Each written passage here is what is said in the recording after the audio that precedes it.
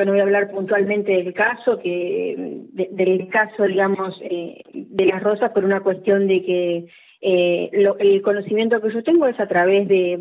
la información que dio la propia fiscal Lescano, digamos, de las declaraciones públicas que hizo ella. Yo la verdad es que cuando tomo conocimiento por estos medios y a través de las redes del caso,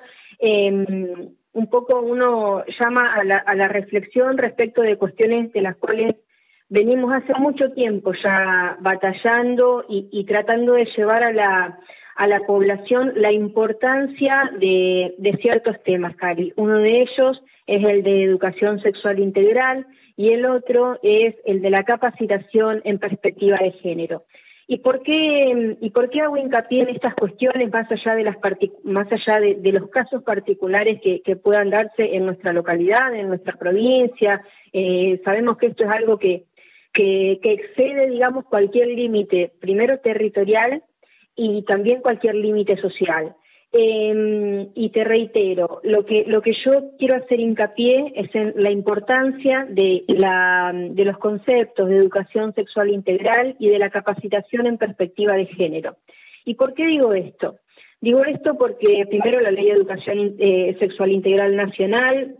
es una ley que fue sancionada en octubre del año 2016 y que declara que todos los educandos, es decir, todos los niños y niñas que se encuentran en la educación primaria, o sea, desde los niveles iniciales, educación primaria y educación secundaria, tienen derecho a recibir educación sexual integral, ¿no es cierto? Y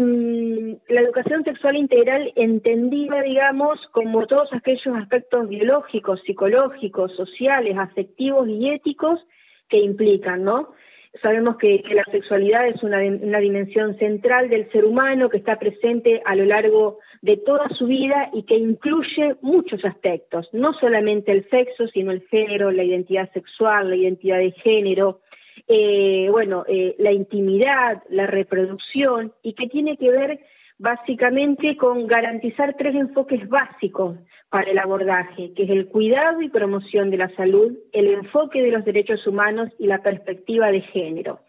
La verdad es que se ha debatido mucho sobre la educación sexual integral, sobre si lo que se intenta incorporar, digamos, es cierta cuestión que tenga que ver con fomentar en los niños, el erotismo o con fomentar, digamos, ciertas tendencias sexuales, y nada más lejos de la realidad cuando hablamos de educación sexual integral. Cuando hablamos de educación sexual integral, de lo que hablamos es de que los niños y niñas, de que los adolescentes puedan estar informados de, primero, digamos, cuestiones biológicas básicas que hacen a su crecimiento, y segundo, puedan saber, digamos, cuáles son los cuidados que ellos deben tener para consigo mismos y para con sus pares también, ¿no? Es decir, cuál es el cuidado que deben tener respecto de ellos mismos y cuál es el cuidado que deben dispensarle a todas aquellas personas con las que conviven. La educación sexual integral es una manera de empoderar a los niños y niñas para que puedan sentirse cuidados también por quienes deben cuidarlos, que son los adultos mayores, y que muchas veces son quienes vulneran los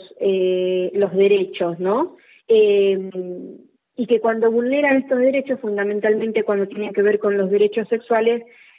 marcan, digamos, o dejan una marca que es imborrable en los niños, en las niñas, en los adolescentes. Los adultos mayores, ya sean padres, madres, ya seamos, digamos, los padres, las madres, los docentes, un profesor de un deporte que los chicos realizan, digamos, son los que deben estar al cuidado, son los guardianes, son la custodia de esos niños. Y vemos que muchas veces son esas mismas personas quienes vulneran los derechos de estos niños y niñas que están en una situación de inferioridad, ¿no es cierto? Entonces, recalco, poder incorporar la educación sexual integral tiene que ver con poder romper las estructuras, con poder romper ciertos pactos de silencio, con poder romper círculos viciosos que afectan a gran parte de nuestra sociedad. Y como te dije anteriormente, Cari, que trasciende las cuestiones económicas, porque muchas veces uno piensa que esto se da en situaciones de pobreza o de vulnerabilidad social, porque esto se da en todos los ámbitos que no tienen que ver solamente con una cuestión económica, y también se da en todos los ámbitos, como te decía anteriormente. Puede ser la familia, puede ser el propio hogar, puede ser contactos cercanos, es decir, no sé, tíos, abuelos, vecinos, pueden ser profesores. Yo no estoy acusando a nadie, estoy diciendo datos objetivos de la realidad.